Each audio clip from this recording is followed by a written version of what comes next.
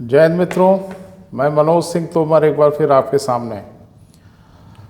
मुझे लगता है कि बॉलीवुड में होने वाली रेव पार्टी से तो आप ज़रूर परिचित होंगे, जो आए दिन की घटनाएं हैं। अक्सर मीडिया में यहाँ वहाँ आपको देखने को मिलता है कि बड़ी हाई प्रोफाइल रेव पार्टियाँ होती हैं जिसमें ड्रग का भरपूर प्रयोग होता है। तो आखिरकार ये मामला क्या है और भारत इसकी चपेट में क्यों है, और भारत एक तरह का हब बन क्यों रहा है, ज़रा इसको समझने की कोशिश करते हैं। तो थोड़ा मैं आपको समझाने का प्रयास कर रहा हूँ। भारत के दोनों तरफ बहुत बड़ी समस्या है बेटा, उस समस्या को समझना है। भारत के उत्तर पूर्व की ओर, जिसको हम लोग कहते हैं स्वर्णिम त्रिभुज है,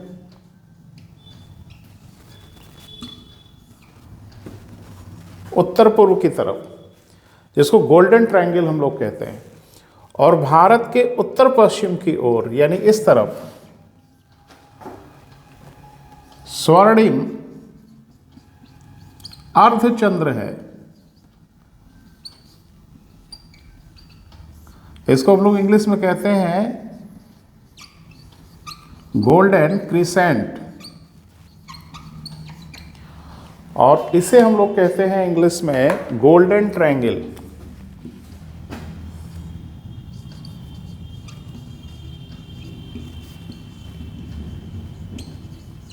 एक्चुअल में भारत की समस्या यही दोनों हैं, और इन्हीं दो ड्रग के बहुत बड़े सिंडिकेट कह लो, बहुत बड़े एरिया के बीच में भारत है। तो पहले हम बात करते हैं स्वर्णिम त्रिभुज क्या है।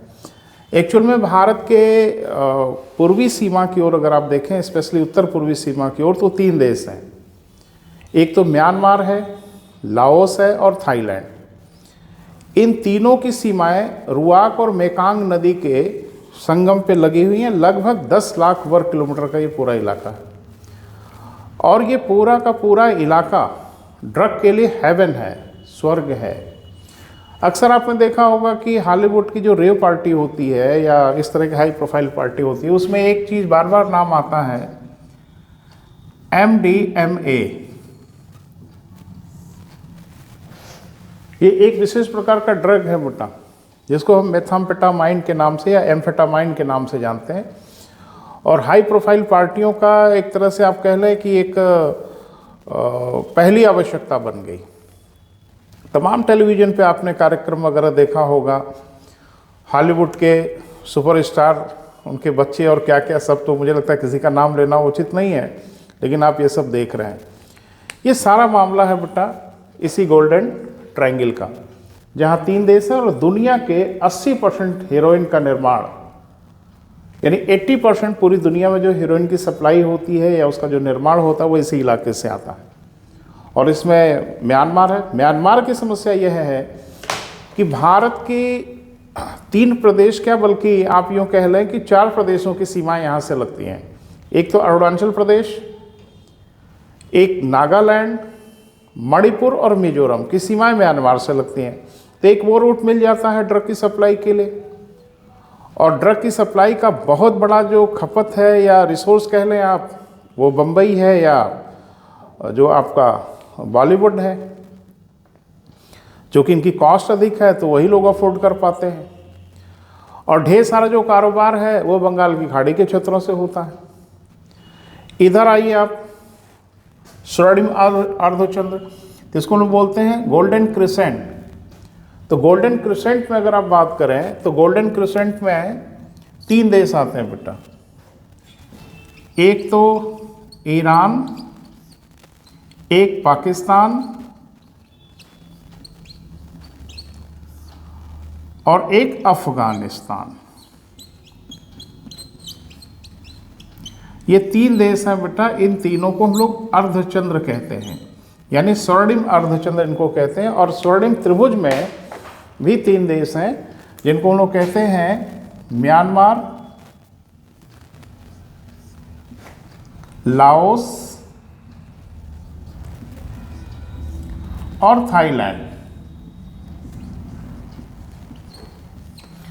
तो ये 3 देश इधर है।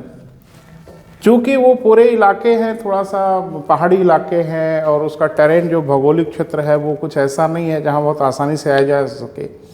इस वजह से पूरे के पूरे इलाके ड्रग के लिए पूरी दुनिया में कुख्यात हो गए और इसका सबसे ज़्यादा दुष्परिणाम अमेरिका झेल रहा है। कम से कम गोल्डन ट्रायंगल से सारी जो ड्रग की सप्लाई होती है वो यूएस में ज़्यादा होती। जाहिर सी बात है कि ड्रग का कंजम्पशन वहीं होगा जिनके पास सरप्लस होगा। अरे भाई, जहाँ खाने पीने की ही व्यवस्था नहीं है, जीवन ही मुश्किल हो रहा है, वहाँ ड्रग की क्या ज़रूरत है और परचेज भी नहीं किया जा सकता।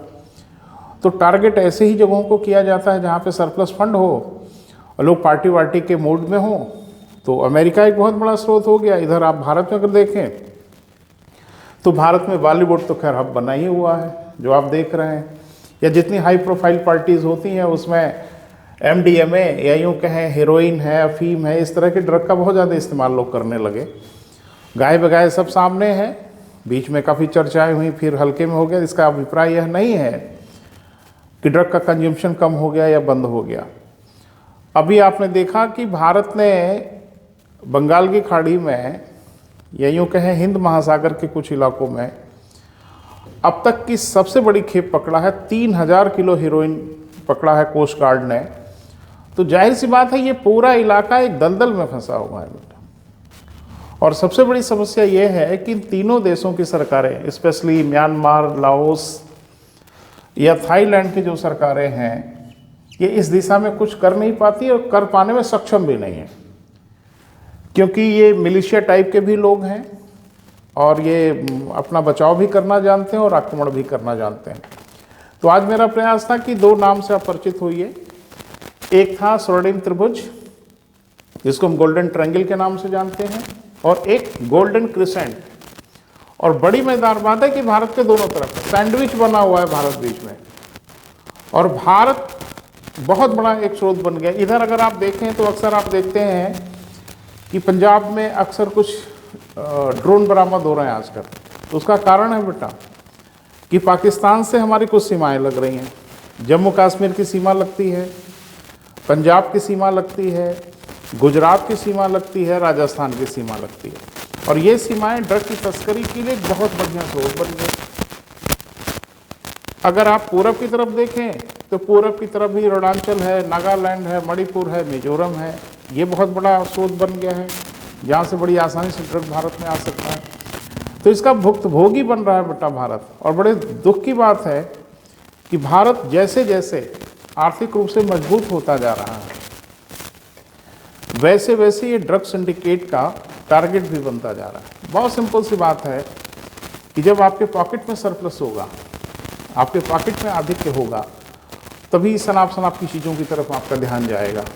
तो कुल मिला जुला के मैंने एक कोशिश की कि आपको इस बारे में एक थोड़ा सा आइडिया लगे। तो आज यहीं तक। Thank you so much.